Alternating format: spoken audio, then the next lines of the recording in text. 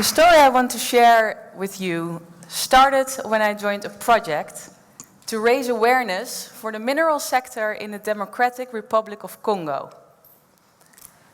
Thousands of mine workers are digging holes 60 meters to dig minerals, and sometimes they stay there underground for days to dig up copper and tin and gold. These are minerals that we need to produce products that we use every day. For example, a smartphone contains 40 different types of minerals. 40. So the concept of the project was to tell these stories using a mobile phone as a storytelling artifact, to connect the consumers in Europe to these stories of the mine workers in Congo.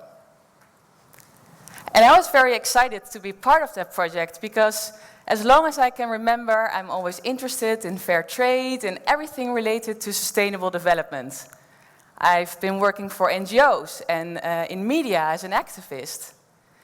Because I believe in my job, where I spend at least 50 hours a week, I need to feel that I'm contributing something good, that I'm creating positive impact.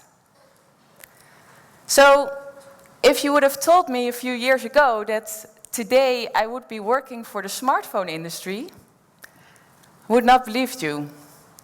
The electronics industry has brought us many good things, but still I could not believe that I would work for an industry that weighs so heavily on our natural resources.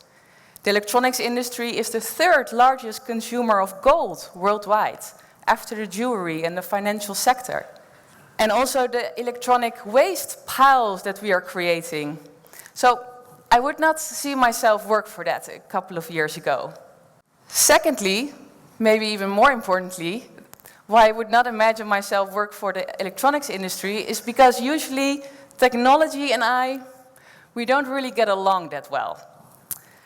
Every time a TV or laptop realizes it's me who operates it, it shuts down, it doesn't respond, it makes dubious sounds. By the way, if any of this would happen tonight, bear with me, we have great tech support, it will be all right. Anyway, so for me, I want to contribute using my profession to create social impact. Today I work for the smartphone industry.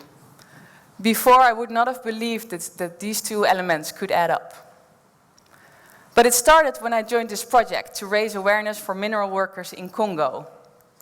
Together with a filmmaker, I went to Congo to take pictures and film and to talk to mine workers directly. These mine workers did not really understand what we were doing there. Were we going to buy minerals from them and put in an imaginary phone? So at that moment, I learned an important lesson in technology. I realized that a phone is not a banana. A banana grows in one piece on a tree and is in a supermarket after 5 or 6 steps and you can buy it. It's a bit easier to see who was involved in the process and who you should pay a fair price. But with a smartphone, often it's assembled in one place, let's say China, but a phone contains of hundreds of individual components made by factories all over the world.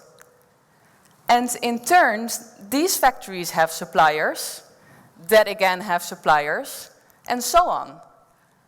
Sometimes it takes 10 different steps before a mineral goes from a mine into the end product. So it's very difficult to know what is inside a phone, where it comes from, and who was involved in the process.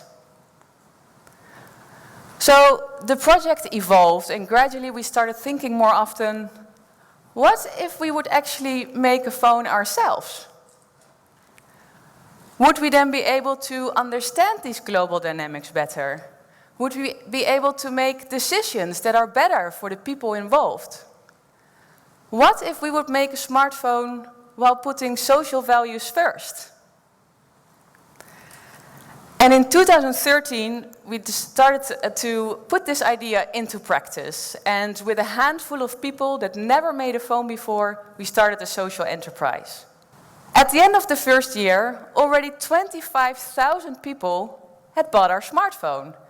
A phone with smart features like any other, but supporting 2 conflict-free mineral initiatives in Congo for tin and tantalum that we needed to produce it, and supporting a worker welfare fund in China for the factory workers that assembled the phone. But still, for many materials, we still don't have a clue where they come from. But by making the phone ourselves, we can open the supply chain, get access to it, and understand these challenges better. And by understanding things, we can also actually change things. So, whereas first I did not see myself working in this polluting industry, but now I'm part of it and I can actually take responsibility in the cleanup. I can ask critical questions directly to suppliers and work with them to find answers and solutions. And the beauty of making a product is that you have a physical platform to connect the consumers to the people that were behind making that product. And I learned that if you put technology at the heart of sustainability, great things can come from that. So I start to like technology a little bit more every day. Another example. It's a bit difficult to see, but I have a question. Who in the audience carries around 2 phones? I see a lot of hands going up. Probably one for work, one for family, friends, maybe you know who. But it also means that you need twice the amount of materials and you create twice the amount of CO2 emission. Whereas designers can take different choices. We can choose elements to reduce that environmental footprint. For example, in our phone, we added a second SIM slot. It's not rocket science, but you can now carry around 2 phone numbers, but only 1 device, saving half the environmental footprint. And whereas we can decide to add things, we can also decide to leave things out.